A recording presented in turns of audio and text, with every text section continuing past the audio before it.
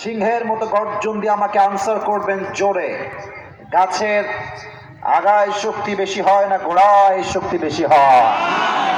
উনি বলতেন তোমরা থাকো গাছের আগায়, চুপচাপ ছাপটি মেরে বসে থাকো, মারামারি বেশি কইরো না, জুলুমবাজির রাজনীতি কইরো না, আলেমদেরকে ধরে জেলখানায় বন্দী করো না।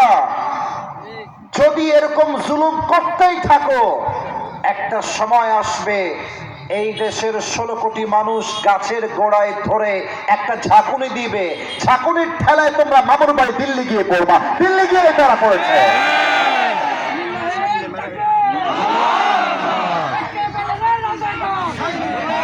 ওনার প্রত্যেকটা কথা আমাকে কথা বলতে দেন, আমাকে কথা বলতে দেন। ওনার প্রত্যেকটা কথা আজকে বাংলার মাটিতে বাস্তবে রূপ ধারণ করেছে।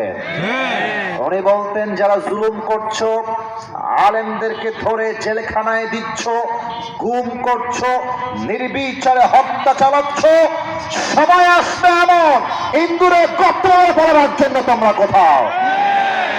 তার প্রমাণ সালমান এফ রহমান দরবেশ বাবা। ভাইয়ের আমার হাসতেছেন, আমি বলি একটা কথা মনোযোগ দিয়ে শোনেন। সালমান এফ রহমান তার জীবনের 1 মিনিটের ইনকাম আপনার পুরো জীবনের ইনকাম সমান সমান। 1 মিনিটের ইনকাম। এত টাকার মালিক, 1000 কোটি টাকার সম্পদ তার। যখন তাকে জেলখানায় তোলা হলো আদালতে, তার পক্ষে একটা আইনজীবী লড়বে, হারিকেন